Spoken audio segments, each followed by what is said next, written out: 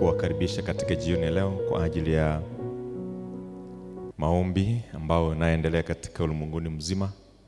Asante kwa sababu ya mchungaji anayeendesha kipindi hicho ako pamoja nasi, na wengine ambao tuko pale nje na wengine pia wako njiani. Tunaomba kwamba Mungu awaongoze wafike salama, kwa sababu ya kuendelea kusikiliza ujumbe huu ambao ni ujumbe wa kipekee sana. Wote ambao mlio nyumbani, mlio mbali na nje katika nchi yetu ya Kenya na kule nje, tunawakaribisha katika jioni ya leo. Popote mlipo, acha Mungu awahifadhi mnaposikia ujumbe huu. Roho apate kuwa mwalimu wa kipekee katika jioni ya leo. Kwa hivyo wote ambao tumefika, tunawakaribisha kwa njia kipekee kwa sababu ya mafundisho ya siku ya leo. Naamini ya kwamba tunazidi kubarikiwa kupitia kwa mtumishi wake Mungu. Ningependa tuombe ili tuingie kipindi cha uimbaji, mhudumu anapojiandaa kwa sababu ya kuingia katika mafundisho ya siku ya leo. Ningeomba tusimame ili tuombe. Baba yetu na Mungu wetu, tunakushukuru kwa sababu ni mwingi wa neema na rehema zako. Jioni ya leo tunakushukuru kwa umbali umetutoa. Asante kwa sababu uliandaa juma hili katika ulimwengu kote, kwa sababu ya maombi yanaongozwa na idara ya vijana. Na ni asante kwa sababu kusungumzaji wote wanapotoa neno hilo liwe la manufaa kwetu, libadilishe nia na mienendo yetu, ili Mungu tunalolitenda tutende kwa ajili ya utukufu wako. Asante kwa sababu mchungaji ambaye amefika, mle mtunze washiriki wote ambao wamefika na wengine wanaotusikiliza pia kutazama kutoka nje na nchi yetu ya Kenya. Wabariki na watunze kwa njia ya kipekee. Tuomba wote Mungu ambao watakaolisikiza neno hili liwe la manufaa kwetu, na zaidi Mungu tunapoendelea kujiandaa kwa sababu ya kurudi kwako mara ya pili, neno hili la manufaa. Tupeleke ujumbe huu kwa kila taifa, lugha na jamaa, kwa sababu wakati huu tunahitaji kupeleka neno hili kabla hujarejeshwa ufalme wako mara ya pili. Uwe pamoja nasi hadi utakapotamatisha. Ni katika jina la Yesu Kristo tumeomba kuamini. Amen. Yesu, kwa imani na kutumaini peke yako. Wimbo nambari 123. 123. Yesu, kwa imani na kutumaini peke yako. Tuanze pamoja. Yesu, kwa imani na kutegemea peke yako. Nisikie sasa na kunitakasa, ni wako kabisa tangu leo. Nipe nguvu pia za kusaidia moyo wangu. Ulikufa wewe, wokovu nipewe, na kupenda wewe Bwana wangu. Hapa nasunguka katika mashaka na matata,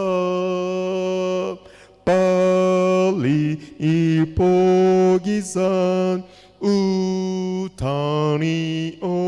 utaniongoza, hivi nitaweza kukufuata.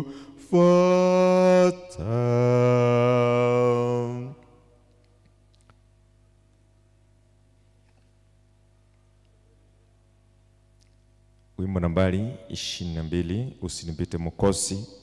Naamini ya kwamba ndio wimbo tutaimba, ndiposa tukaribishe mhudumu kabla tuchaingia key song yake namba 4, key song ya katika wiki hii yote 43. Wakati ambapo Mungu anapoendelea kusuru watu wake, mimi nawe tusikose ujumbe huu wa wiki hii nawe upata kusikia. Mungu asidi kutupatia uwezo, nasi pia akiendelea kusuru watoto wake, akiendelea kuwabariki na kuwainua, nasi tuwepo. Song number 22. Usinipite Mwokozi. Twende pamoja. Usinipite Mwokozi, unisikie unaposuru wengine. Usinipite Bwana, Bwana, unisikie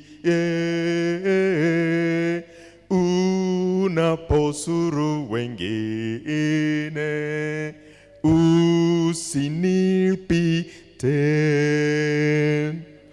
Kiti chako cha rehema na kitazama, magoti napiga pale, nisamehewe. Bwana, Bwana, unisikie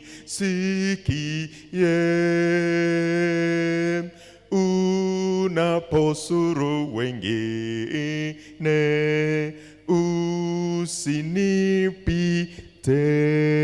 Usinipite. Sina ya kutegemea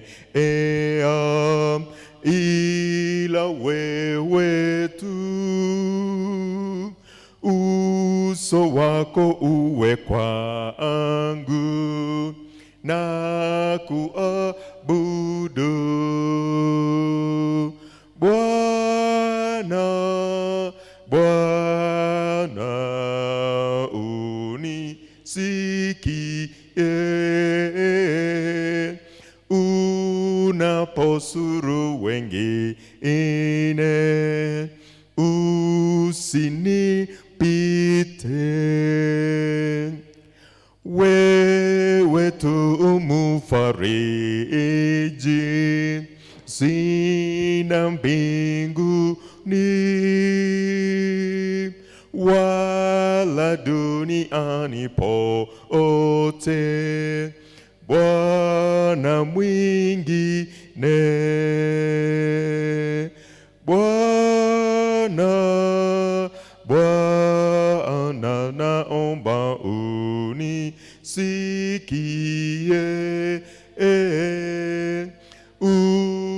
unaposuru wengine.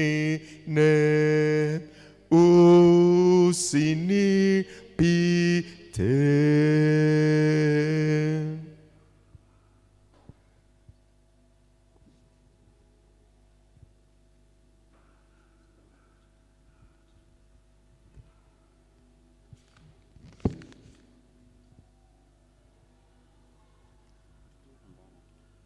Song tutasimama zote na wimbo nambari 52, song number 52, stanza kwanza na ya pili, alafu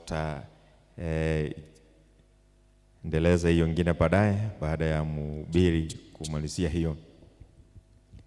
Nipe Biblia, nyota ya furaha. Nipe Biblia, twende pamoja.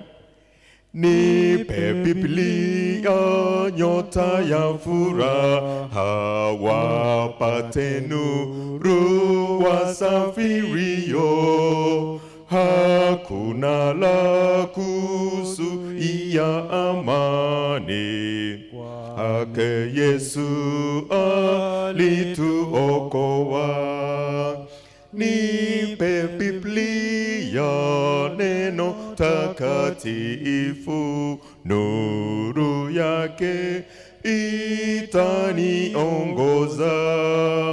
Sheria na ahadi na upendo, hata mwisho vitaendelea. Nipe Biblia, ni usunikapo ikinijaza moyoni dhambi, nipe neno zuri ya Bwana Yesu, nimwone Yesu Mwokozi wangu. Nipe Biblia, neno takatifu, nuru yake itaniongoza, sheria na ahadi na upendo, hata mwisho vitaendelea.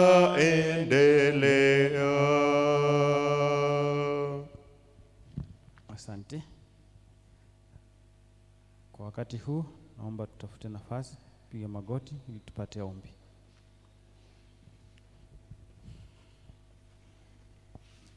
Tuamini tukiomba. Baba, katika jina la Yesu Kristo, ni jioni njema Mfalme, tunakuja miguuni pako sisi wenye dhambi. Baba, kipindi ambacho kimeisha tunasema ni asante, kipindi cha uimbaji. Na Mungu, tumefika wakati ambao Baba tunataka kusikiza neno lako kupitia kwa mtumishi wako ambao Baba umeteua siku hii ya leo aweze kunena pamoja nasi. Tunaomba Mfalme, anaponena nasi Baba, neno lako iweze kupitia kwake. Kunao wengi ambao Baba wanatarajia kufika katika kikao hiki. Mungu, tunaomba uweze kuwaongoza ili wote tuanze kwa pamoja. Tubariki kila mmoja, tutimizie mahitaji zetu sawa sawa na mapenzi yako. Vijana wote ambao pia Baba wameandaa kipindi hiki, Mungu tunaomba uweze kuwaongoza, waweze kujiunga pamoja na kikundi hiki, ili Baba wote waweze kujifunza neno pamoja na wote wanaoshiriki katika kanisa hili. Changamoto zote ambazo tunapitia pia kama Wakristo, Mungu uweze kutusaidia, uweze kutubariki, uweze kutuongoza. Kama pamoja nasi tunapoanza, na ni katika jina la Yesu Kristo nimeomba hata na kuamini.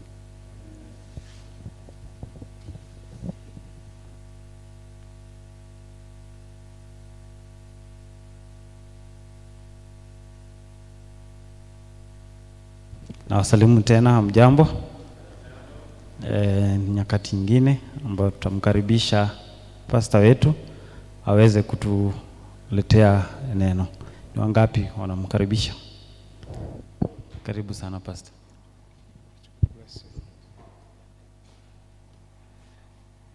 Na wasalimu katika jina la Yesu. Hamjambo. Tunashukuru kwa sababu Mungu ametupatia nafasi nzuri ili ya kwamba tena leo tukutane hapa kwa ajili ya kuendelea na mafundisho yetu ya juma hili nzima. Leo tuko na fundisho nzuri sana ambalo ni la kupendeza, fundisho ambalo ni la kipekee sana. Fundisho ambalo tuko nalo leo inazungumzia juu ya ibada. It speaks about true worship. Let's once again pray. Dear Lord Jehovah, we thank you very much for allowing us at this particular moment to study thy word, and more so on the subject of worship, and as far as the book of Revelation chapter 13 is concerned. Father, bless us even as we begin to the end. In Jesus' name I pray and believe. Amen. Thank you. Worship is the heart of the message of the book of Revelation. That is how I should begin. When we just read the book of Revelation, the greatest agenda therein is all about worship. Now, today we are studying the book of Revelation chapter 13. The book of Revelation chapter 13 has three powers of evil, and they are presented there. Number one, when we read that book, it's just going to be projected here. We will find 1, dragon, 2, the beast, and 3, false prophets. That is as far as the book of Revelation chapter 16, verses 13 is concerned. I've not gone through much introduction, but I just want to say that we want to make this book as simple as possible. We want to understand it in a very smooth way, because it is one book that really challenges and makes people see the book of Revelation is as if it is a very difficult book, but it's the easiest book. So I've just begun by saying that in the book of Revelation chapter 13, the main agenda is worship. And I've said that in the book of Revelation 13, we find 3 powers. And these powers are number 1, dragon, number 2, the beast, and number 2, the beast, and number 3, the false prophet. I want us to go slowly and identify what these powers are. If you read the book of Revelation chapter 12, which we read yesterday, we saw that woman who is clothed with the sun, who under the feet is the moon. Yes, and we learned about that one yesterday, and we realized that is God's true church. What happens in the church is worship. That is why today, having known God's true church yesterday, now we want to know and differentiate between true and false worship, so that when we are in the God's true church, then we have true worship. Or else we'll find ourselves in what we are so calling God's church, and the worship that is there is not the true worship. Revelation 12 verses 7 to 9 speaks about the dragon, and that one we spoke about yesterday. When we said the woman was pregnant, was about to give birth, just beneath was the dragon, ready to pick the child that this woman is to give birth to. But Revelation chapter 13, verses 1 to 10, it speaks about the beast. And in this book, we have 2 beasts. I want us to go slowly. Do not be surprised. Do not kaa tu sawa, usiwe na wasiwasi. We want to understand this beast properly, very well, very smoothly, so that at the end of the day, this so-called beast, dragon, Satan is not our problem when it comes to the book of Revelation. Now, in the book of Revelation 13, verses 1 to 10, we find the beast. We have the first beast, and Revelation chapter 13, this beast rises from the sea. So we have beast number 1 in the book of Revelation chapter 13. But this beast that comes number 1 in the book of Revelation chapter 13, he rises from the sea. Yes, we also have another beast in the same Revelation chapter 13, if you read from verse 1 to verse 10. This beast arises from the earth. Yes, so the beasts are 2. One is from the sea and one is from the earth. So the 2 beasts, let us identify them slowly. And these powers constitute the false trinity, which are known as, number 1, the dragon, number 2, the beast, and number 3, the false prophet. So just as we learned that we have Trinity, that is God the Father, the Son, and the Holy Spirit, in the book of Revelation chapter 13, we also have Trinity. And this Trinity are also of 3 powers. And number 1 is the dragon.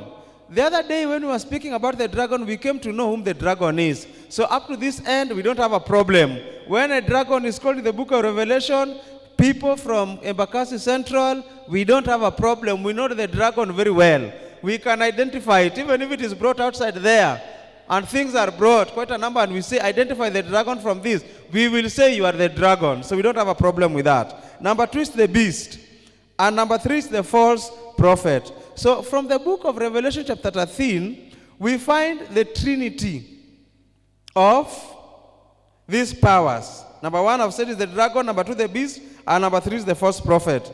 Now, we are all aware that the dragon is associated with Satan. So, just to repeat, is that when we speak about the dragon, we are speaking about Satan, who was once Lucifer.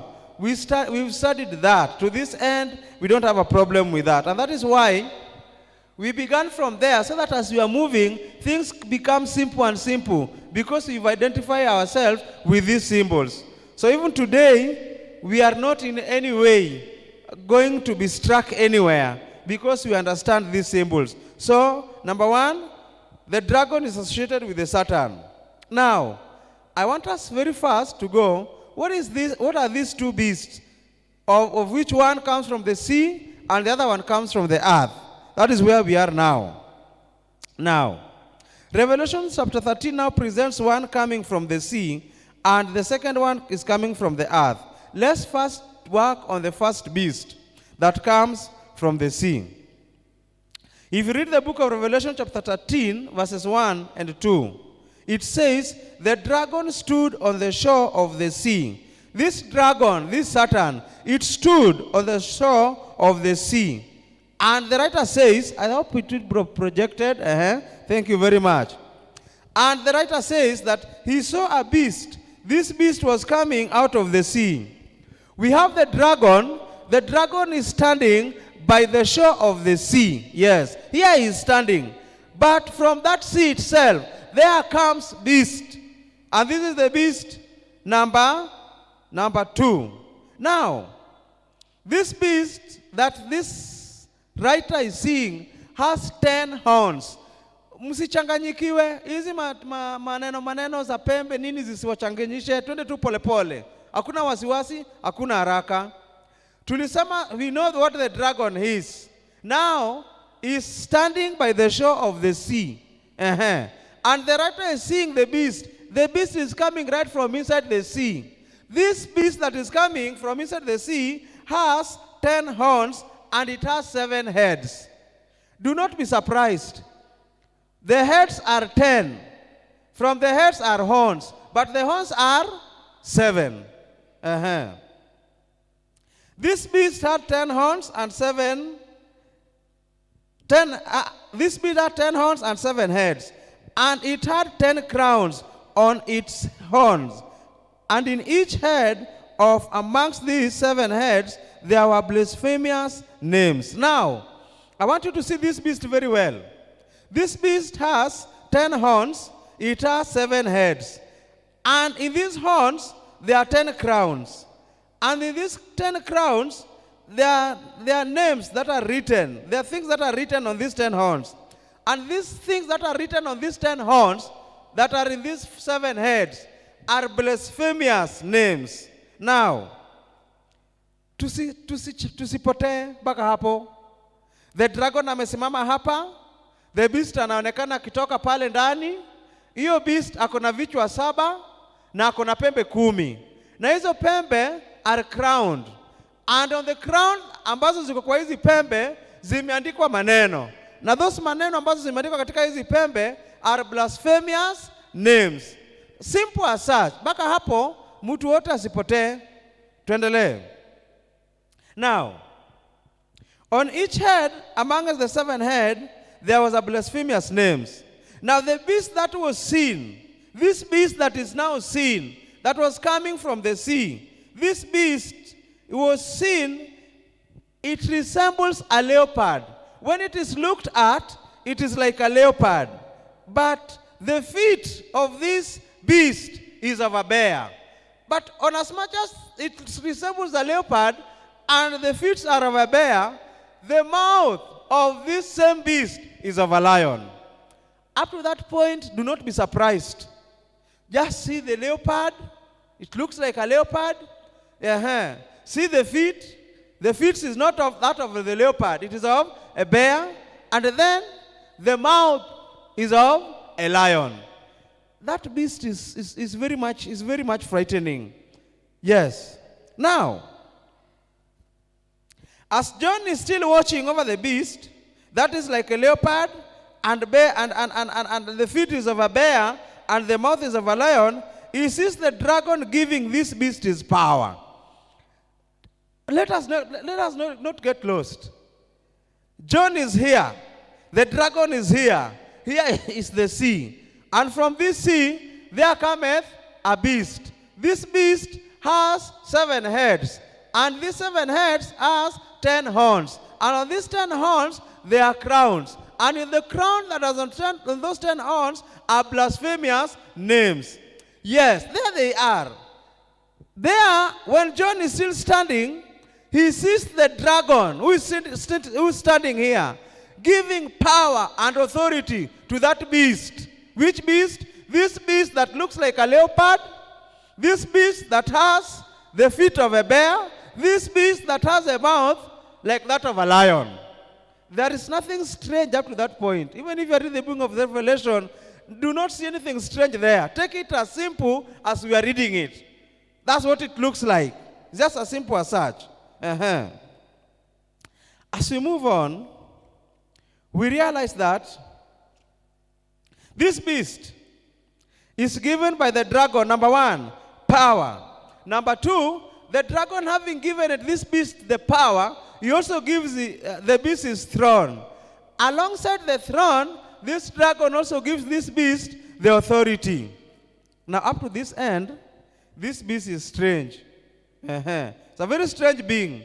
And if at all anything, a very wild animal. Just to imagine an animal that is 3 in 1. Where when I'm looking at it, I'm seeing it's like a leopard. But when I'm looking at the feet, it's like a bear. And when I'm looking at the mouth, it's like a lion. That beast is very much scary. But there is no problem. There is nothing strange with that.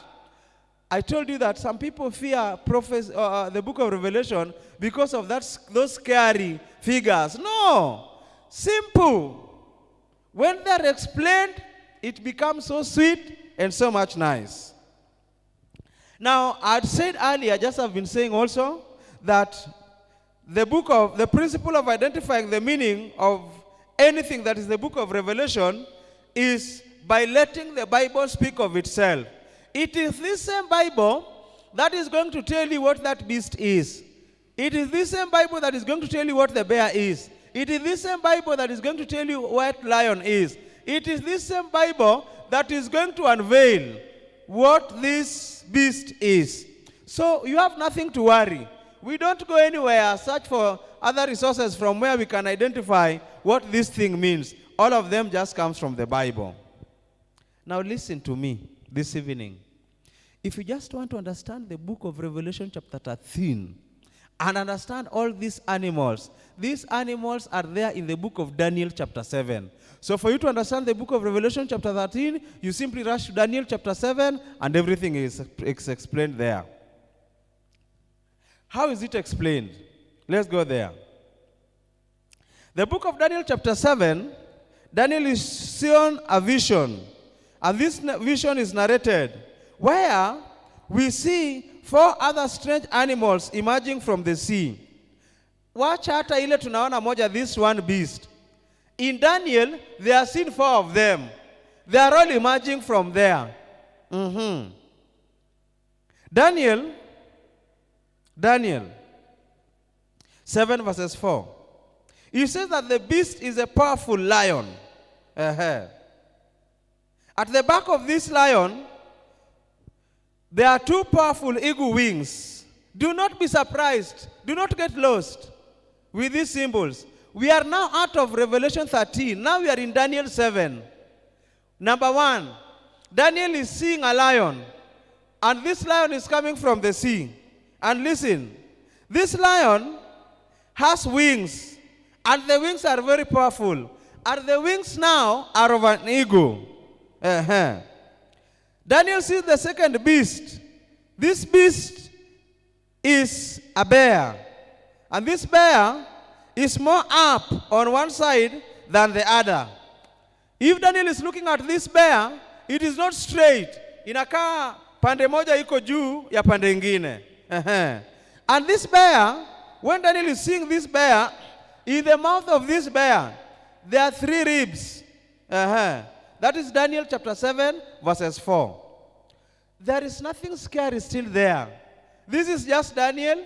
He is seeing the lion. Which lion is this lion is coming from the sea. In the lion itself has wings. The wings are of a powerful eagle. Period. Imefikia hapo. We saw the lion on the first beast of Daniel chapter 13. Where is the leopard from the look, is bear from the feet, but from the mouth is a lion. Now we are finding the lion by itself in the book of Daniel. This lion by itself is a lion, yes, but it has wings. And those wings are of a powerful eagle. Now we are seeing the second animal, that is the bear.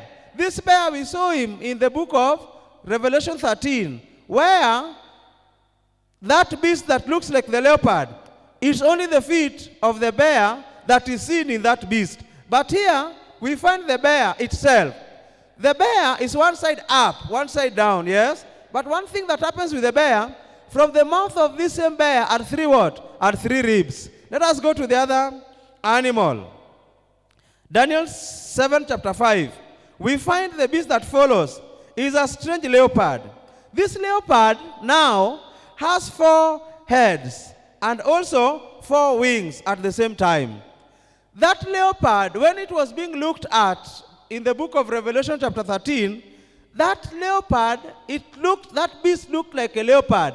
Yes, the feet of a bear, but the mouth of a lion. But here now is this beast that is now seen, that is the leopard. This leopard, it has 4 heads. Alongside 4 heads, it has 4 wings. And these heads are there and the wings are there at the same time. Remember, in the book of Daniel chapter 7, we also saw the lion to be having wings. But this lion had 2 wings, and these wings were of a powerful eagle. I don't know whether today the book is complicating itself. It is not complicating itself. It is becoming more simpler and simpler because we've been following the meaning of these symbols from behind. Now, in Daniel here, we find now a horrible and indescribable animal which rose from the sea. Now, we've seen the leopard with 4 heads and wings. We've seen the lion with wings. We've seen the bear with the ribs on the mouth and one side up. Now, there is also another beast that is terrifying, that is undescribable. It cannot be described. What it looks like is not easy to say. And this beast that Daniel is also seeing is also coming from the sea. Now, this animal could not be compared by any other creature by the prophet. When John is looking at this beast, the last beast now, John is surprised. With what can I compare? Afadhali ile ya Danieli, ile Revelation chapter 13, I could compare it with the leopard. I could compare the feet with a bear. I could compare the mouth with a lion. Yes, but this one, nothing can be compared with it. It is terrifying. It is terrible. Now, what was it then like? Now that it's undescribable, what did it look like? Revelation 7:7. This beast now that John is seeing, it has iron teeth and nails. The teeth of this beast are iron, and the nails of this beast are iron. Number 2, it has 10 horns on his head. Now, when the prophet saw this creature, he was confused. However, God explained to him the meaning of this mysterious animal. For sure, that animal was very, very, very, very scaring. When John saw it, John became confused. But God said, listen, I'm going to show you the meaning of this beast. Now, if you read Daniel 7, verses 17, it speaks of the 4 great beasts. Now, Daniel 7, verse 17 says that these 4 beasts are 4 kings. So when we speak about the beasts in the book of Revelation, we are speaking about kings. Anytime you hear the book of Revelation is speaking about beasts, it speaks about kings. So if Daniel saw 4 beasts, then what Daniel saw were 4 kings, as simple as such. Daniel 7 verses 23. The 4th beast that we want to concentrate on is the 4th kingdom that will appear on earth. If the beast stands for kingdoms and kings, then we have the 4th king, the 4th beast. Then the 1st beast is the 4th king. Now, this 4th king is what is presented in the book of Daniel chapter 7 and verses 23. Now in prophecy, beasts, which I've said are kingdom, present political powers. Now, when Daniel and Revelation speaks to us about beast, in this book it simply speaks about political powers. Such presentations are not in any way surprising. Yes, because even in political powers, we have got parties which are presented by animals. For example, if you go to the United States of America, you will find that in the United States of America, a donkey represents the Democratic Party. And I know you people, you understand in America we don't have these very many parties that everybody, any Dick and Harry comes up and then he comes up with his own party. No. Now, when you hear donkey in America, in the US, that stands for the political power and it's for the Democratic Party. But when you see the sign of an elephant, which is also an animal, it stands for the Republican Party. So there we have the Democrats and the Republicans. The Democrats are with the donkey, while the Republicans are with the what? With the elephant. So when we hear that these animals, beast, stands for political powers, it should not take us with any surprise. It is just as simple as such.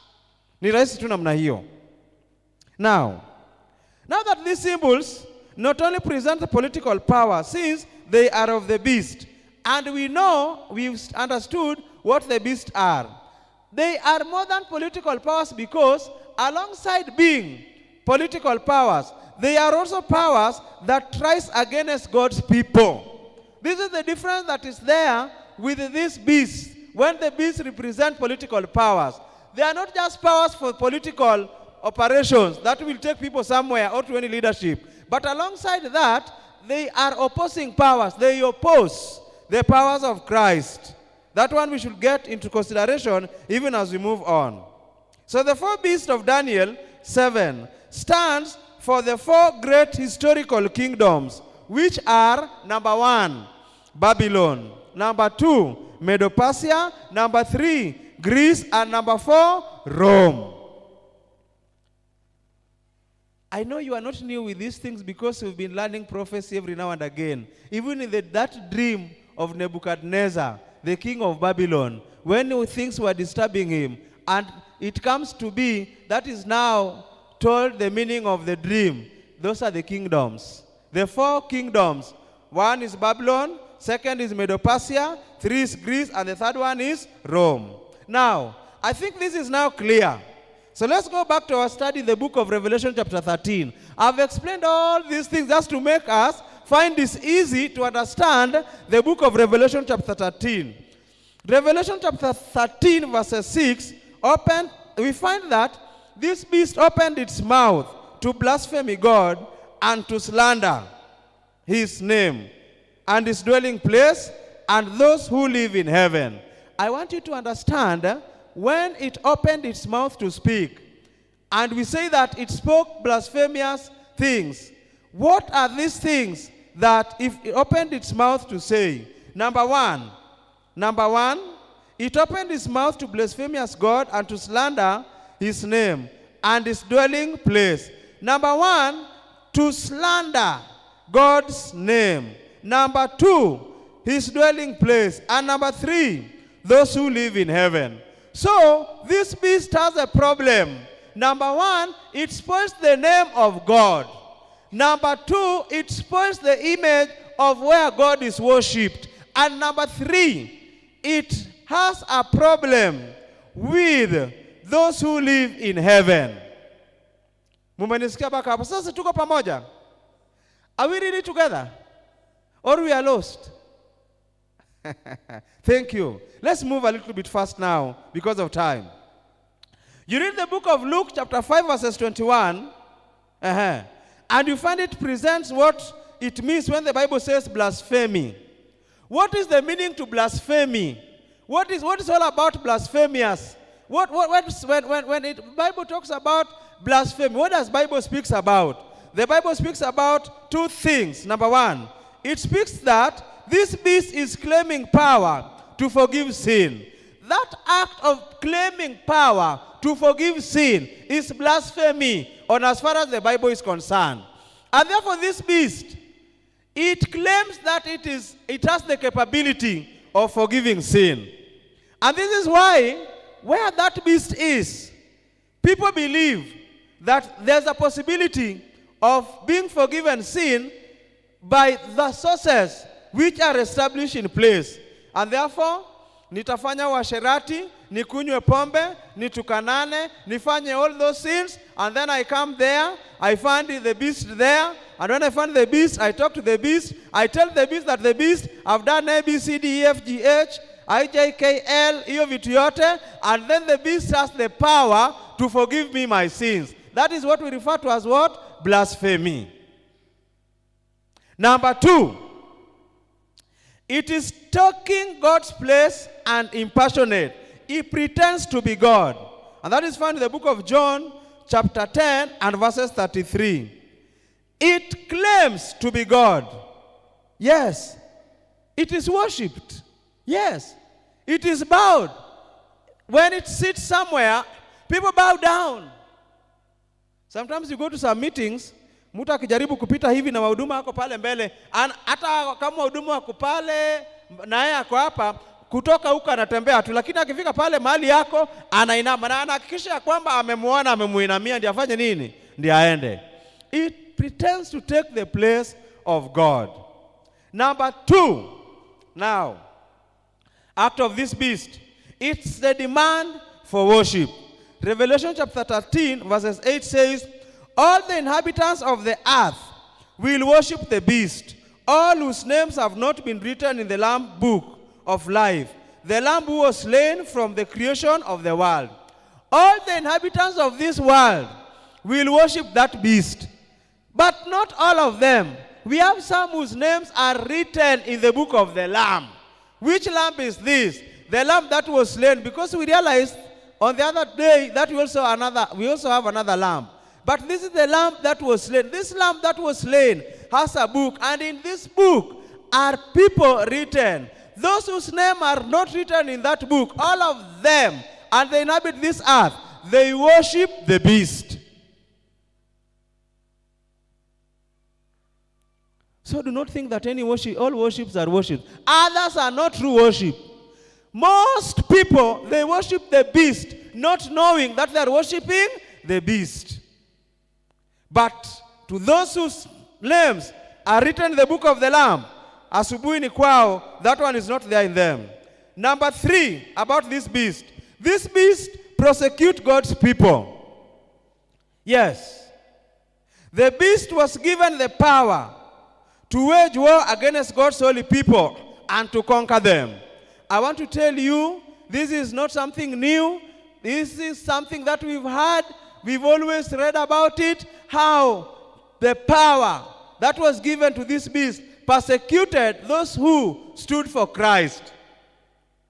Watu walikatwa shingo, watu walidhulumiwa, I don't know. But when we go to crusades, we see the videos of how those things happened, we will be surprised. It has not been easy. It has done this work for quite a number of time. But listen, at the end of the day, the lamb that we saw to be the victor is the victor. And that is why, up to this end, we still have the privilege, we still have the advantage of standing before people and telling people about the lamb that was slain, so that people can come out from worshiping the beast and worship the true Son of God.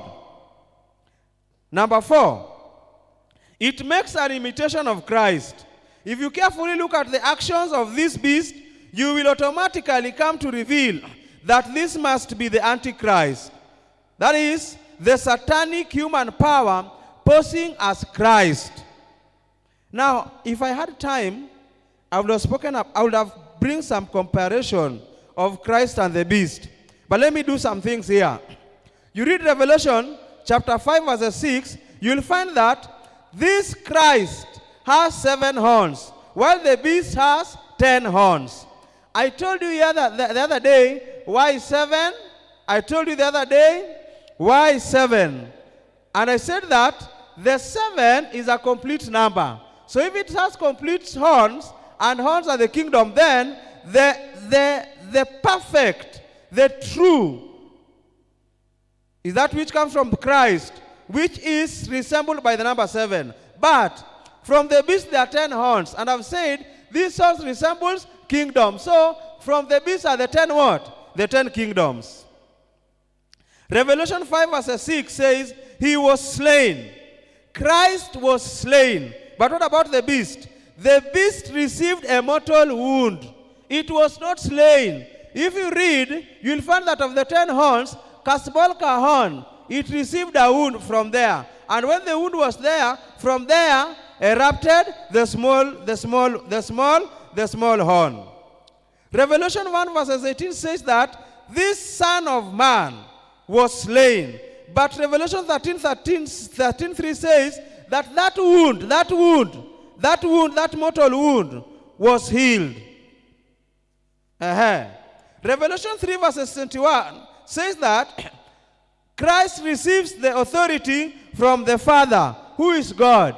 But the beast, we have learned and we've read that it received the authority, the power, and the throne of the dragon. So all the authority that is there with this beast is from the dragon, is from the Satan. So it uses the power, the authority, and the throne of Satan, and not God. Revelation 15:13-14 say, he is worshipped by the universe. Everywhere in the universe, God is worshipped. But the beast is worshipped only here on earth. And is only worshipped by people. David once said ya kwamba vitu vyote vinatukuza utukufu wa nani? Wa Mungu. Hata ndege wa angani, hata miti, hata sauti ya bahari, yote zinadhihirisha utukufu wa nani? Wa Mungu. Lakini with this beast, it is only here on earth. Any other place. And two, only by human beings. This is too much now. Now, let me speak about the second beast and then we end there. We move to our second episode of what we need to look. We are in the time, so it's okay. Now there were two beasts. Let me speak about the second beast. The second beast appears in the book of Revelation chapter 13 from verses 11 to verses 18. This is the beast that completes the trilogy. That is the satanic power. It's represented as an animal that rose from the earth. This animal had two horns, similar to those of the lamb, but it spoke like a dragon. It is very confusing. This one is like an animal.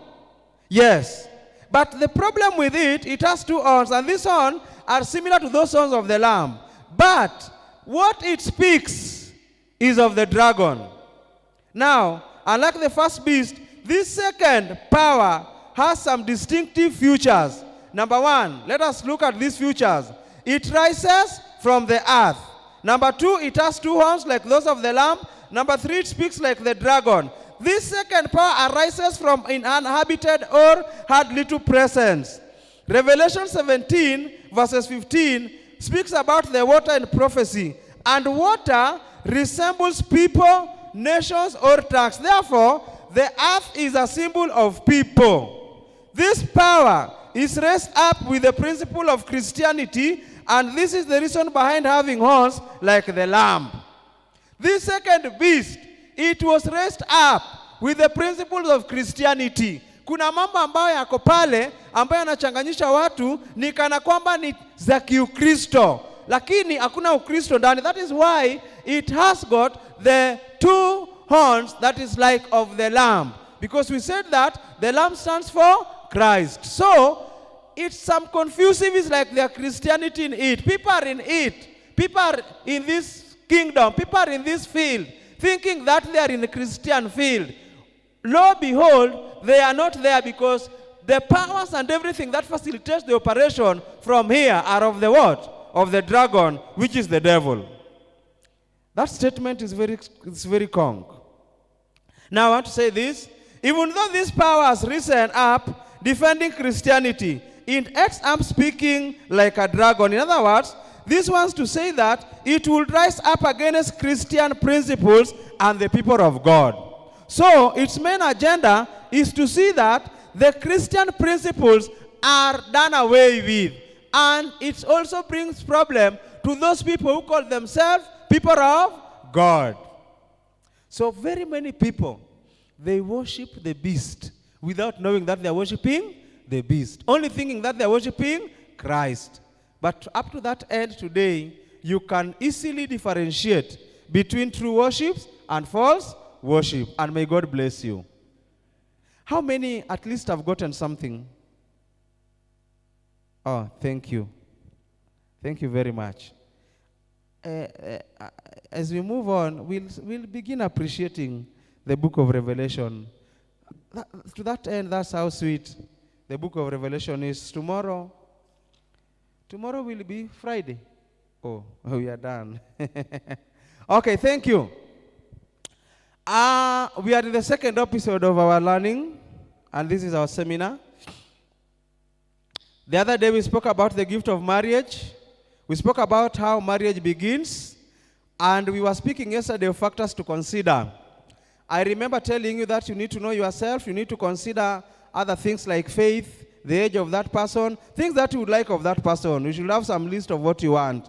You should have some qualities of the person you so wish to be your spouse, and pray to God that He may bless you on this journey, putting into consideration the things that I said yesterday. I also said that you need a list making of the kind of person that you would want to be a wife or a husband to. And if you identify a potential candidate, I say you may start by befriending this person before suggesting the romantic relationship. This gives you a chance to study the person. And I said that is what we refer as dating. So that you don't just begin the issue of, Madam, you see ABCD, to somebody with whom you are not even familiar to. I think that one we spoke about yesterday. We also said that if you have really admired this person, and I said that very many of us, we have a lot of problems on giving approach to these fellows whom we've admired, whom we felt that are potential candidates. I gave you some of the ways that you can use, but those were just but some ways. There are so many. You can use the one that befits you. You can go direct, you can send an SMS, you can find a go-between, you can buy a gift. I said all those things, remember yesterday. And I also said that even when you've already approached this person and this person has not given you an answer, you should pray so much so that at least if it God's will, it so happens. And I said this, when you've already given your approach, you expect either yes or no. Any answer that comes, please pokea kwa shukran. I advised our ladies that when you are responding to a request that has been made by a man, please try to use some good language that can give this person some hope. I said most of the men have not married even up to date because of ile majibu ambayo walipata. Ili wastua mpaka leo wanafikiria kama watapata majibu kama hiyo, afadhali hiyo maneno ikae na masiku zinaendelea tu. Kwa hivyo I said ya kwamba we should pray more than before at this particular point. And I remember I said that expect yes or no, and any answer that comes, pokea kwa kushukuru. I said suppose the answer are positive, vile ulimu approach, amefikiria na yeye vizuri, ameanalyze, akaona vile kunaenda, akaona ni sawa tu. Na nikasema if the results are positive, you should now start organizing on how you can do your introduction. There is a time between the period ambao huyu mtu amekubali, kuna muda ambao unachukuliwa hapo kidogo, mkifikiria vizuri kitambo sasa mwanze hii safari. Na mkianza hii safari na hii safari inaendelea vizuri, I told you ya kwamba you should organize for introduction so that the lady should know your place and you should also know the lady's place. And I warned you, watu wasichukuane, watu ambao hawajuani kwao ni wapi, so that at least you can have the blessings of the parents mnapoendelea na hii safari. I remember I also said that there are some factors that you need to consider during introduction. I cannot speak about them today. Be open to the lady, tell the lady everything, the day you are coming, the means you are using, wale watu natembea nao, ile pesa ambayo umebeba na kila kitu. Be very positive, kueleza ukweli vile ambavyo mambo iko. Usiende mahali ushughulikiwe na 20,000 na umebeba shilingi 15,000 na umebeba mzee mmoja ambaye ndiye mzee kabisa wa kwenu. Those hazina impact yoyote katika hii safari. Kilicho na maana ni ya kwamba tufike vizuri na tuwe katika njia ambayo inafaa. I said the man should look at the dress code, dress properly. Yule mama anangoja sana kuona yule ambaye ni kijana yake mtarajiwa. Na ako pia na wamama wengine ambao ni marafiki zake. Sasa ile mmeshuka kwa gari yenu kwa hiyo boma ya kina huyo msichana, kuwa mtu ambaye anaweza tambulika tu ni yule kulingana na vile umevaa. Umenyoa vizuri, umevaa suti yako vizuri, shati yako iko vizuri, hapana aenda huko kama umevaa vitu zingine ajabu ajabu ya kwamba dunia is nowadays digital. Be presentable because that mother will also want to present mtoto wake to be kwa marafiki zake. Another thing that I said is that having done the introduction with both sides, huku na pandele ingine, you should organize for the church clergy guidance and counseling session, and I said we need to have a proper session of 6 months before marriage. Kwa hivyo kama mnataka kuoana mwezi wa 7 by January, inafaa mulisha fikia pastor na already counseling inaendelea. Kwa hivyo kando ya hizo miezi 7 ambayo ziko kule nyuma, mumeshafanya mambo yote hii ambayo inafaa ifanywe. Na nilisema pia kwamba during this time kunafaa kuwe na mabarua ambayo imetoka kwa wazazi wote ya kudhihirisha kwamba wazazi wote wamekubali hiyo maneno. You will realize that in between sijazungumzia juu ya mambo ya mahari. It will depend with the vile ambavyo kijana taongea na wazazi wa msichana. And it is good to pay the bride price. Ni vizuri kupeana zawadi. Na hii zawadi ningeomba ya kwamba wasichana msaidie vijana. Umeelewa huyu mtu ni mtu wa jua kali, anatengeneza magari pale, na sasa hii uchumi imekuwa mbaya, hata hiyo magari ya kutengenezwa hakuna. Sasa wewe ndiye uko katika hali ya kutetea huyu mtu ili ya kwamba asikukose tu kwa sababu mahari haikutosha ile ambayo wazazi walikuwa wanataka. Na wazazi pia ni jukumu lao kuona ya kwamba hawa watoto bado wako na nafasi ya kuendelea na maisha. You know, some people they behave as if they are selling their daughters. These people are not sold, lakini shukran ni ya muhimu. Ndio sababu Abrahamu anapotuma yule mfanyikazi anamtuma pamoja na zawadi ya kuacha kwa kina msichana. Na hata huyu mfanyikazi anapoenda, I tell you that you should have somebody in mind. Usikuwe mtu anatembea tu ati yule mtu atawaitokelezea ati wewe uko tu hivyo kama blank page. Hapana, kuwa na mtu kwa akili kwamba mimi nataka mtu wa aina hii. Nataka mtu wa aina hii, mtu ambaye masomo yake ni hivi, mtu ambaye urefu yake ni hivi, unono yake. Kuwa na mtu, jua mtu ambaye unataka. Yule mfanyikazi anaenda anasema ya kwamba Mungu, yule ambaye atafanya hii na hii na hii na hii, Mungu nisaidie nijue ya kwamba ni huyo. Rebeka anapotokelezea anafanya mambo haya yote, anasema kweli ni huyu. Ndiye kesho mnapoishi pamoja mtapendana na nyinyi wote mtaheshimiana, kwa sababu mtu atajua vile alistruggle kupata huyo mtu. You know the reason why watu wanaingia kwa ndoa na wanachukua kitu rahisi sana ni vile walipatana. Umepata hapa msichana, mumeongea, madam I love you, how do you feel, nini kidogo, ndio hiyo harusi. Ndio hiyo harusi, pesa yote imetolewa na watu wa kanisa. Watu wa kanisa wametoa magari yote. Hakuna kitu umestruggle kufanya. Labda hiyo ng'ombe ambayo umepeleka, kama umeahidi umepeleka, hata labda hujapeleka. So hii kitu ni rahisi sana kwako, haina problem. That is why when people start living wanaona ni kitu rahisi sana. That is not what it is. And for this reason we must fight ili ya kwamba na sisi tupeane zawadi kwa wazazi wanaotupea wasichana. Alafu waandike barua ya kudhihirisha ya kwamba sisi kama wazazi tumekubali hiyo maneno. Now, as the event is being worked on, the bridegroom should organize his house to be in order. Yes, I want to say this. Men, the way they live before they marry is a bit sketchy in one way or another. Utapata mtu ndiye huyo, ni mwanaume, akona beseni moja ya kuoga na ndiye kuosha pia nguo. Akona, yani, As the process is going on, we are advised that men should start organizing themselves. Organize yourself. Organize your house. Know that msichana akikuja tu kwako hivi, kuna maji ya sabuni na kukamua ya kwanza na ya pili na ya tatu, kitambo nguo iende kwa kamba. Wewe ulizoanga moja ambayo unaosha ndiye ya sabuni na ndiye pia kukamua, bora nguo ilipitia sabuni na imeenda kwa kamba. Anapokuja anakuja na another system of life which you must be prepared over. So we must see to it that kwamba we organize ourselves and we put our houses in order before these ladies come, ili ya kwamba maisha ifaze kufanya nini? Maisha iweze kuendelea. And I want to say this.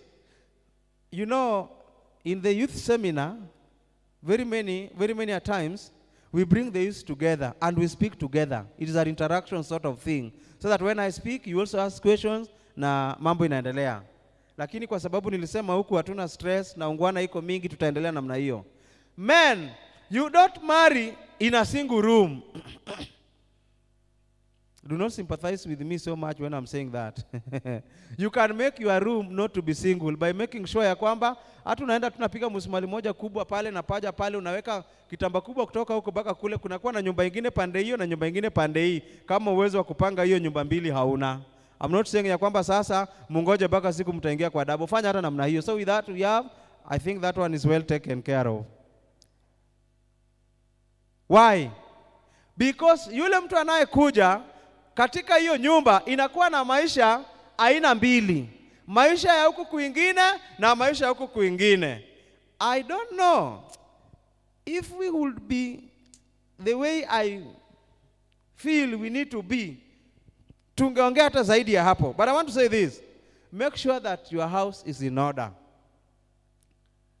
Kama uko na stool hivi, tafuta kakiti ya angalau ile watu wanaweza kaa, ili hata huyo msichana akikuja hapo kwako, hata wageni wakikuja kumtembelea wanaweza mpata mahali ya kukaa. Yes. Angalia nyumba yako. Angalia hata vile mahali, hata ile mahali ambapo unalala. Some of our young people, they want to marry kwa zile vitanda ambazo waliachwa na anko zao wakihama Dandora, wakienda Westlands. Ambaye mwenyewe akilala kwa hiyo kitanda inalia mgongo mpaka kichwa, kitanda ni mgonjwa kila mahali. Let me not go deep into that. That is that one needs sample time when we are together. Yes. As the event is being worked on, the bridegroom should organize the house to be in order. Look on the important things, e.g. the beddings, the washing materials, cooking items. Yes, see to it that the condition of the house will not bring shame. From this time round, the intruder should not be allowed into the bedroom. It should be meant for only the two of you. The house should have a ceiling and the door must be strong and it should have a lock. Bedroom eating materials, eating equipments, changing and all those things should be in order. What I want to advise there is this. Wakati tunakuwa vijana wavulana tunakuwa marafiki. Ambapo hata tukiwa hapa tunaweza mota vijana 7 twende tulale kwa one of us ambaye anaishi hapa karibu kwa sababu tumechelewa tukipika hapa kanisani. But when that time comes when tuko kwa courtship with a lady na tunataka kufanya harusi, wakati kama huo lazima tutapunguza urafiki. Na lazima hata urafiki utaingia ni wapi tunafika mwisho, ni wapi tunaenda, ni wapi tunapita, ni wapi tunafika. You don't marry and then wale warafiki zako wote bado ni marafiki zako, na kwa sababu walimwacha mpaka kwa harusi yako, wakikuja kwako wanaenda kila mahali, mpaka bedroom wanakaa kwa kitanda, wanaambia bibi yako, madam tafadhali usitutenganishe kwa sababu umekuja, tumekuanga mabrothers siku zote. That one is not there. So the moment one marries, anahakikisha ya kwamba amepunguza marafiki ambao ni vijana kama yeye, kwa sababu ameingia katika maisha ingine. The behaviors, mienendo yake, maneno yake, kufikiria kwake, shughuli za kwake sasa zimechukua mkondo mwingine ambao ni tofauti na mkondo ambayo imekuwa nayo wakati watu wamekuwa vijana wote. Am I understood? And even you yourself, even if you are a lady, you come from Embakasi Central, umepata kijana kutoka Embakasi Central, sio wale wasichana wote ambao walikuwa marafiki zako wote sasa wanashinda kwako kuanzia asubuhi mpaka jioni mpaka mchana mpaka kila saa mpaka kila siku, kwa sababu hiyo ndio haijamaliza urafiki wenu. You will still be friends, but to some limit. Kuna mahali pa kufika na mahali ambapo sasa kulingana na ile maisha ambayo umechukua si ya kuendelea nayo. Number 9. The two of you ought to be determined to be joined in this institution. Seek all possible counsel from the pastor and probably other experienced people in marriage. Don't attempt to cohabit or premarital sex. Do your courtship carefully and effectively to avoid regret in the future. Agree on the issues where you had differences on opinion before the wedding day, so that in case something fails to succeed well, no one is blamed. I want to say this. Ladies who are here and men who are here, a season is coming. There is something that is that's happening in this church, where msichana akitaka kufanya harusi anatafuta kijana ambaye hajafanya harusi, na rafiki yake wanakuja best man na best maid wake. Anatafuta matrons, watu ambao wameolewa mwaka moja na nusu, mwaka mbili, ati ndiye matrons wake. That one is very wrong. I want to say this. Wakati unachagua watu ambao wanakusimamia kwa harusi yako, chagua wale watu ambao ni watu ambao wamekomaa.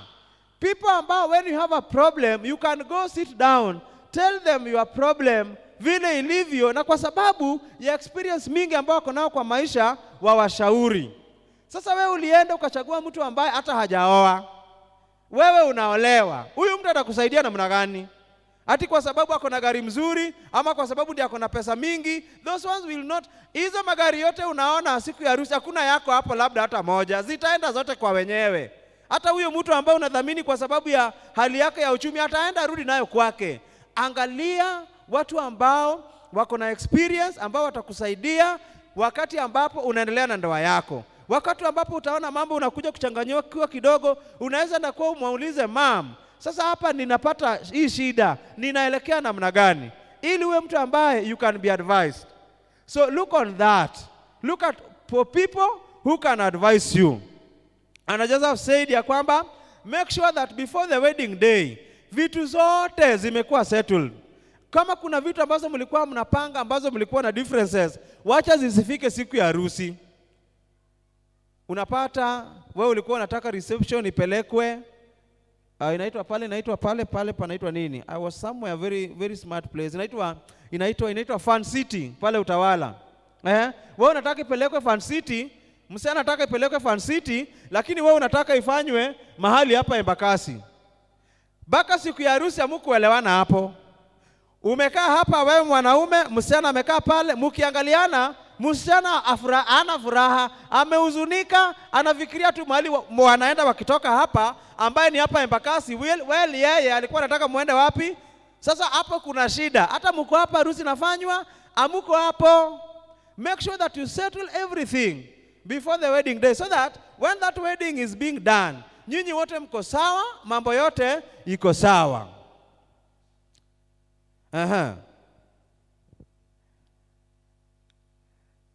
I said God loves legally and committed marriage couples. Malachi 2:4, Proverbs 2:17, Ruth 4:9, and Matthew 19 verses 4 to 6 speaks about that. Legal marriage between a man and his wife is likened to the relationship between Christ and the church. Initiated through baptism and holy matrimony are very vital and requires commitment and determination. All of you must be determined.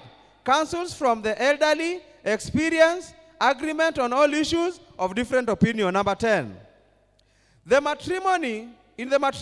the matrimony, God wishes you the best honeymoon and success in your marriage. Don't panic, and in case of any fear, get some romantic magazines and read the digest. Watch some romantic movies when you are in your privacy. In case the consummation of marriage fails, as the bride, you ought to be patient. Sometimes it happens, but you should contact your pastor for more counseling. Best wishes from God. As I've said that, there is no problem. Wakati ambapo mmeshafanya harusi, kila mtu anawatakia kila laheri. Na kama mambo yatafika pale ya kuwa kwamba sio sawa, mambo ambayo hauelewi, mambo ambayo yanakuchanganyisha, do not panic. Just consult your pastor, tell your pastor what is going on, and as you live, vile maisha yanavyoendelea, wewe uko na nafasi mzuri, uko na wakati wako wa kutazama mambo kama haya, kusoma vitabu kama haya, ili ya kwamba ujue vile ambavyo maisha yanavyoendelea. Something that I want to say is this. Wakati umepeanwa na wazazi wako, I don't know whether this Kiswahili is right. Peanika, kubali kwenda. You know, we have some ladies, ameoleka leo, kesho wameenda honeymoon. wamemaliza wiki moja. Akikuja tu hivi, simu mama yake anampigia simu kila saa, anapigia mama simu kila saa. And some parents are so funny. Yes, my daughter, good morning, how are you? Mumeamka salama? Na ndiye mko kwa wiki ya pili. Sasa wiki ya pili mnakosa kuamka salama kwa nini? Mumeamka salama umekunywa chai umekunywa chai na nini? Githeri. My daughter, na vile upendagi githeri, mtu si atakuwa ameanza hivyo. In 3 weeks ameanza, my daughter, we miss you. Hata nikiendaka kwa ile bedroom mahali ulikuwa unalala, kitanda yako hata hatujatoa. What do you think this person is telling you? When you are married, umepeanwa, peanika, kaa na mzee wako, panga maisha yako na mzee wako. It is very much unfortunate kwamba people get married after only 3 months amesharudi kwao. Unashindwa na huyu msichana amekaa hapa last week na this week ako hapa. This is the 3rd week na ako hapa. Na ndio wako kwa miezi 3 kwa ndoa yao. Is there something ati hapa pia ni kwetu tu? Ukienda umefanya nini? Umeenda. And it is you to help your parents, to give you chance. Kwa sababu unajua inakuanga furaha kwa yule anayepokea na inakuanga ni huzuni kwa yule anayefanya nini? Anayepeana. Kwa hivyo yule anayepeana baada kuna hiyo uchungu. Wewe ndiye saidia mzazi wako ili akupatie nafasi muendelee na maisha yenu. Another thing that I must tell you is this. After you've come from your honeymoon and life is going on, do not forget to thank God for your marriage. That is one, and blessing. I want to assure you that Satan is never happy when he sees marriages. All those who are involved in your marriage preparation, you may organize after party to bring them together. Those who helped you. Remember, people took their time. Committee sat. They gave their money. Watu waliweka mafuta magari yao. Gari zilikuwa gari kubwa kubwa, hata yako haikuwa pale. Mambo yote ikaenda vizuri. Watu wanafurahia harusi yako, hata ukiona kwa unashangaa kama huyu alikuwa ni wewe. Do not forget to appreciate wale watu ambao walikusaidia mpaka hiyo maneno ikakuwa vile ambavyo imekuwa na ambayo ikakuwa jambo ambalo ni nzuri sana. What says that ya kwamba you can make an after party, they can come together. You may not hurry. Another thing that I want to say, you may not hurry. You know some people, but I don't want to say, that now depends on you. People get married this, hii ni mwezi gani? Mwezi wa 8. Hii ni mwezi wa 3, wa 3, wa 4, wa 5, wa 6, wa 7, wa 8, wa 9, wa 10, wa 11, wa 12 Januari. Hiyo nyumba wako na firstborn. Bwana Yesu asifiwe. Yeah, the writers say that when people are married, mnaweza jipanga kulingana na vile ambavyo mmeonelea, mmeweza decide ya kwamba at least after maybe 1 or 2 years you live together, you come to know each other, you come to associate well, you come to love each other, you come to adapt this life before mwanze maybe kupata watoto, but that one is dependent on you. I don't want to speak much about this, but send thanks or SMS to people who made you succeed, and I think things will work out well. Because of time, I would like to end there for today, but I want to speak tomorrow on the reasons as for why people don't get married. Why, the reason why we see people, we just see people, they are there, but they don't marry. And there is no, you look at them, it's like there is no problem, but they just don't get married. Why? Why does this happen? We'll look about that one tomorrow. I think that is enough for us for this day. May God bless you till we meet tomorrow. But remember, marriage has no reverse gear. It's a very sensitive institution. Before you get in, be extra careful. I've said, and I'm repeating again, do not disappoint your parents. Factor number 1 to consider, when you are considering marriage, consider somebody who is of your own faith. He may not be somebody from Embakasi Central. Maybe anaweza toka Garrison ama Mradi. But I also tried to encourage you that if it is possible, do not find these people very far away, because you will not understand them.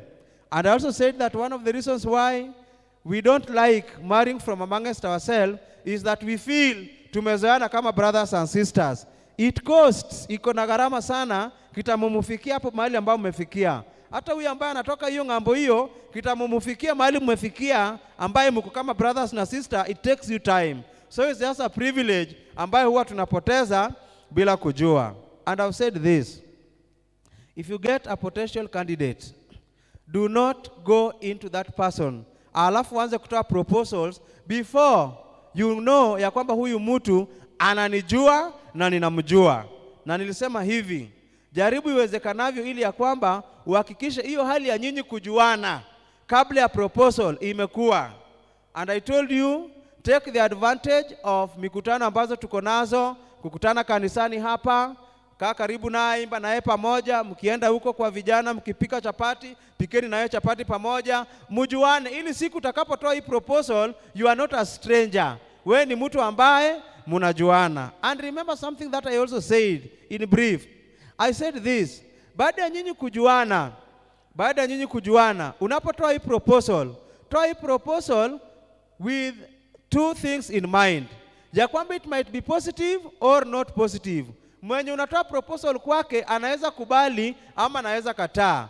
Be open to accept the outcome kutokana na proposal ambaye umepeana. Na nilisema pia hivi, ya kwamba wakati ambapo unangoja answer ya hii proposal ambayo ulipeana, jaribu kuomba, kwa sababu Biblia inasema in Proverbs ya kwamba mke mwema ama mume mwema anayepeana ni nani? Ni Mwenyezi Mungu. Kwa hivyo anapatikana kati ya magoti yako na sakafu. Omba sana.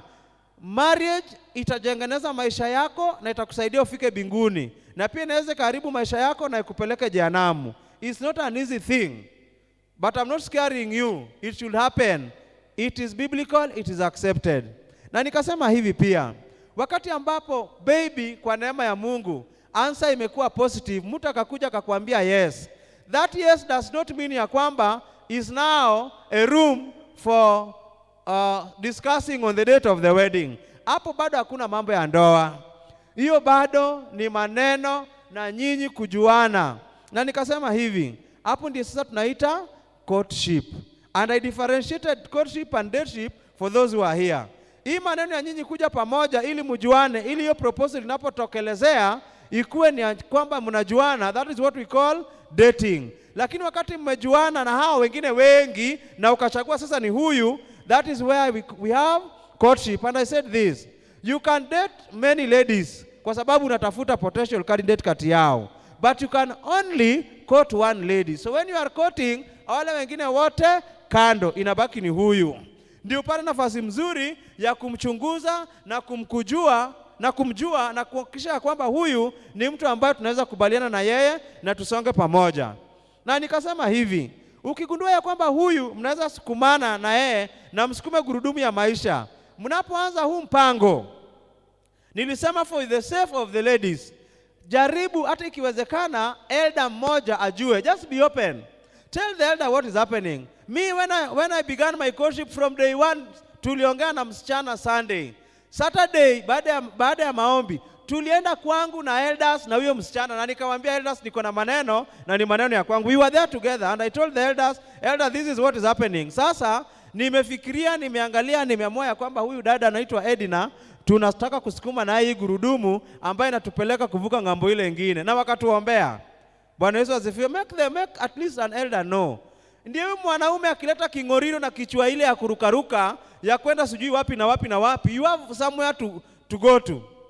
Otherwise akikuruka unapata saa hiyo anaenda na mwingine wasijui wapi huko Kamulu men, umeanza kulia. Huyu mtu amenidanganya, it has taken 6 months, he has wasted my time. Unalia nini? Nani atakusaidia? Nani alijua? Ilikuwa ni yako na yeye. Lakini kama ulisema hii maneno hata kwa elders watamuita na wamuulize swali. Unajua chenye inaendelea between you na dada so and so? Ninajua. Na dada tunasikia umeanza kuruka Kamulu men. Is it true or false? Akileta ujinga hata anaweza chukuliwa hatua, kwa sababu hakuna mtu anaweza kubali kitu kama hiyo kwa kanisa. Lakini wewe ni yako, wewe na yeye. So your courtship survives at the mercy yake. Na wewe ni binadamu kama yeye. Hiyo ni maneno gani? Let us not allow that. Na safari ikiendelea vizuri, na tunaona mambo inaendelea vizuri, na mambo ina progress vizuri, you organize for an introduction. I said this, do not plan for a wedding na mtu ambaye haujajua kwao na hajajua kwenu. Wazazi wenu hawajamuona na wazazi wake hawajakuona. Make sure ya kwamba wazazi wenu wamewaona nyinyi wote kabla mjafikiria ya wakati ambapo mnawana. Kwa sababu in between here wazazi wanaweza kataa. What am I trying to say? Kuna vitu ambazo wewe kama kijana kwa miaka yako na kwa umri yako huwezi ona, ambaye mzazi wako ndiye anaweza fanya nini? Anaweza ona. So if it is good, wacha muone nyinyi wote ili safari inapoendelea muwe na blessing of what? Of the parents. Another thing that I said, I'm summarizing, ni ya kwamba wakati wa introduction, I advise the men who are here, please make sure that you have a present to the parents za huyo msichana. Hata kama watakataa, wewe unafikiri kuona msichana wake na mumetembea na yeye, umeshukuru hiyo mambo yote, si hata wewe ushukuru hata kama atakataa. Beba zawadi ya kupelekea yule mzazi. Na unapobeba hiyo zawadi hiyo iwe ni yake. Na huyu msichana anapokuja pia kwenu, abebe mzawadi ya kuletea mama yako. Hata kama hana, wewe mpatie apeleke. And I said that we should behave when we are there. And I said ya kwamba for the time kijana anaenda kwa kina msichana, wacha msichana ajue kila kitu. Ajue unakuja saa ngapi, unakuja na kina nani, unakuja na means gani, umebeba pesa ngapi, ili mpango yako isikuwe ya kuacha deni kwao and etc. Now, after the introduction nilisema ya kwamba mambo yakiwa sawa, hapo mtaorganize mambo ya dowry. Unaweza pewa hata msichana uambiwe wenda uoe, siku moja ukipata utaleta. So I don't speak about dowry. Lakini kama mambo yote iko sawa, wazazi wako sawa, sasa tafuta pastor. Na nimesema pastor natafuta miezi 6 kabla ya siku ya nini? Ya harusi. Hizi miezi 6 ni za counseling. Ili hiyo counseling session iishe yote. Mnapopanga harusi yenu, nimesema Seventh-day Adventist Church we advocate for wedlock, not wedding. Musifanye harusi ambaye ni zaidi ya mapato mlio nayo. And very soon I'm seeing itafika mahali ambapo watu wataambiwa wenye wako na uwezo wa harusi wafanye harusi. Sisi what we are concerned with is the wedlock.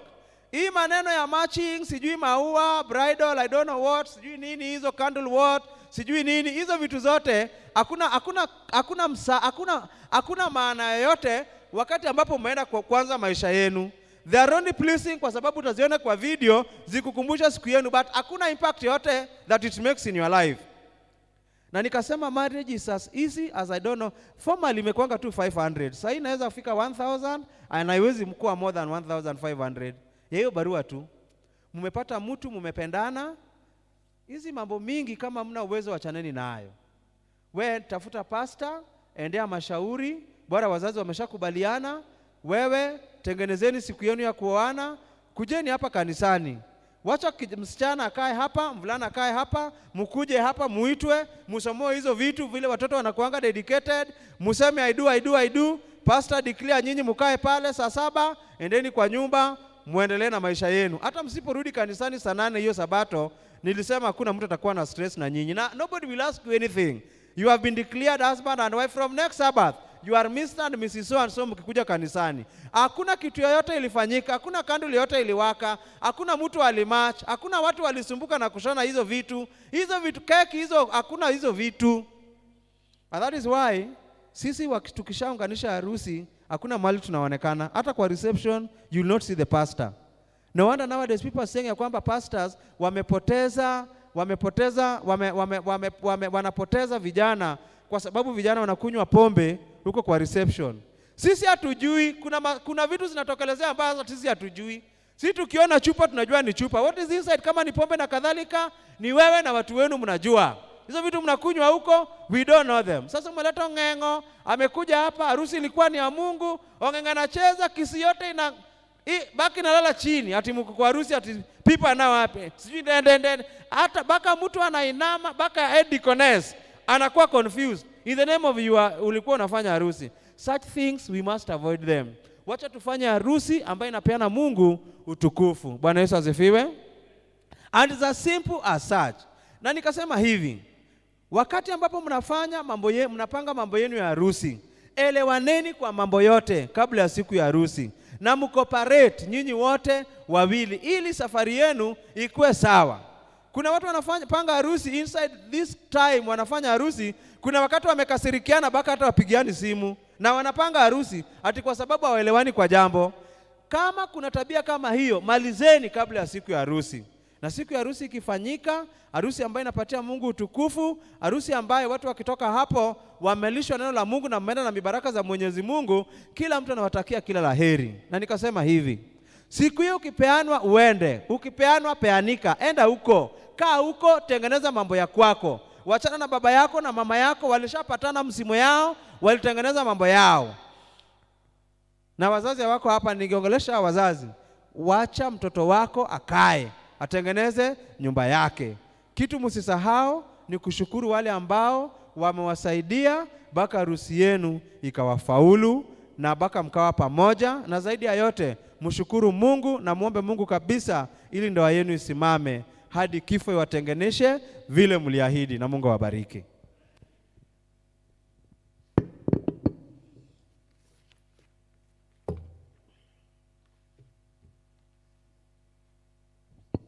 Choristers, stanza 3 and 4, number 52.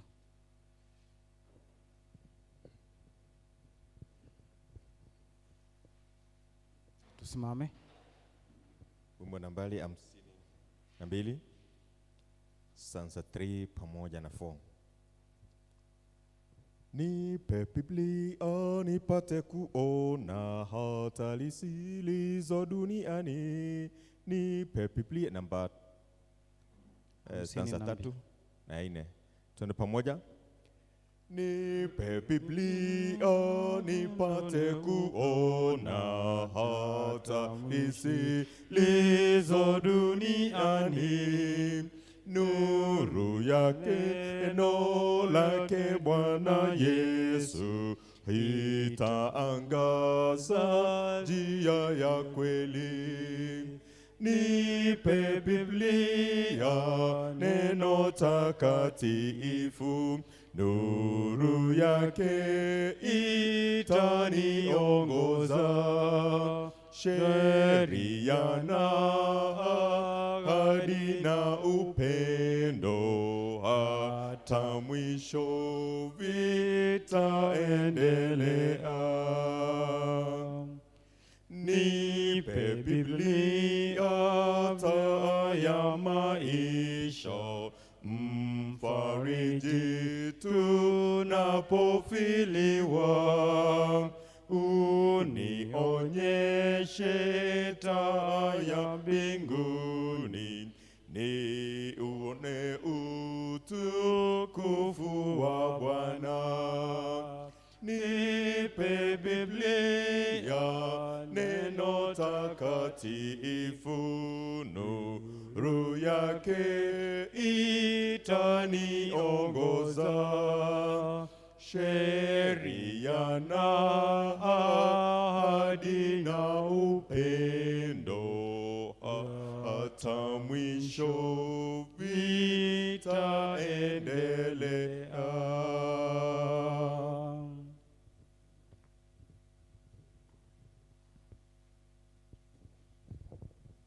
Tuombe. Baba, katika jina la Yesu tunakushukuru Mungu kwa jioni ya leo. Mungu umetupenda, umetuongoza hata ukatuwezesha kwamba tuweze kujumuika jioni ya leo kwa minajili ya usifu na kutukuza jina lako. Tumeweza kujifunza neno lako kupitia kitabu cha Ufunuo, na jinsi Mungu ungependa tuweze kuifahamu kitabu hicho ili Mungu kiweze kutuandaa katika siku hizi za mwisho, tuweze kuwa tumejiandaa kwa marejeo kwa mara ya pili. Zaidi yote pia umeweza kutufunza jinsi ya maisha ya ndoa na jinsi kusudi lako Mungu ungependa tuweze kuishi kama mbingu ndogo katika ulimwengu huu. Tunajua kwamba shetani hajafurahia, hivyo basi huleta changamoto katika maisha ya ndoa. Na wengi Baba, ndoa imeweza kugeuka ikawa ni sehemu wengi imekuwa ni chombo ambacho wengi wameweza kukata tamaa. Wengi wameweza kukosana, familia imeweza kutengana, na hata wengi Mungu wameweza kuwa ni chanzo cha kifo. Lakini Mungu, tunaomba Mungu utusamehe kwa udhaifu wetu kama binadamu. Uweze kutuandaa, kutubadilisha mioyo yetu, tuweze kupenda familia zetu, na Mungu iweze kuwa ni ushuhuda wengi wanapotutazama, uweze kusifu na kulitukuza jina lako. Ni asante kwa mtumishi wako, umeweza kumtumia kwa njia ya kipekee. Tunakushukuru Mungu kwa afya na neema unazidi kumtumia katika kazi hii. Zidi kumbariki ya kwamba Mungu aweza kuandaa wengi kwa mnajili ya marejeo yako. Jioni ya leo tunakushukuru Mungu kwa wale ambao tumeweza kupata fursa hiyo. Mungu zidi kutubariki. Kuna wengi pia wanao tutazama. Mungu pia aweze kuwatembelea, aweze kupata ujumbe huu, aweze kuwaongoza na kuweza kuwaelimisha, na Mungu aweze kuandalika kwa mnajili ya marejeo kwa mara ya pili. Wewe pamoja nasi jioni hii tunapoachana tukielekea manyumbani, utubariki, utuongoze, utupe tumaini na furaha.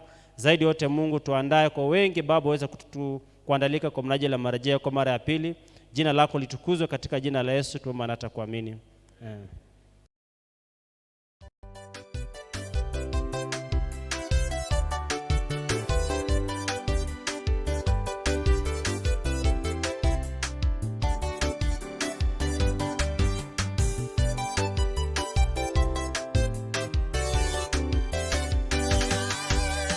Usivumishe habari za uongo, wala mkono pamoja na maovu.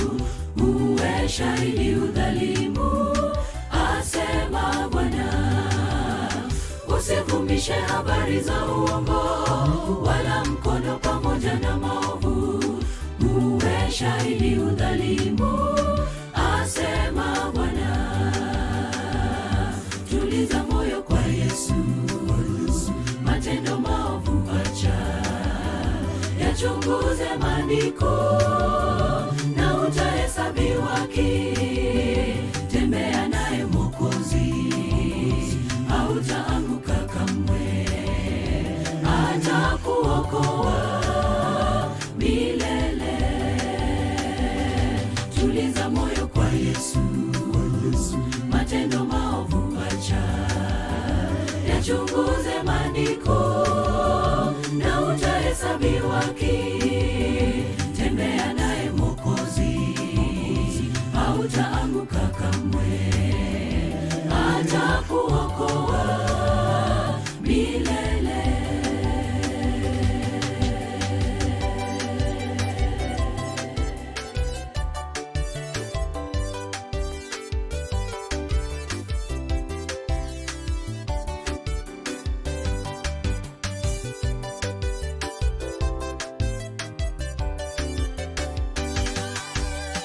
Usiandamane na mikutano ya kutenda maovu.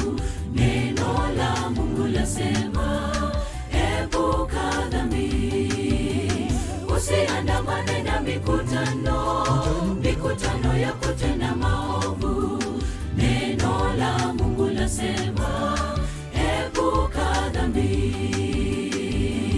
Tuliza moyo kwa Yesu, matendo maovu acha, yachunguze maandiko na utahesabiwa haki.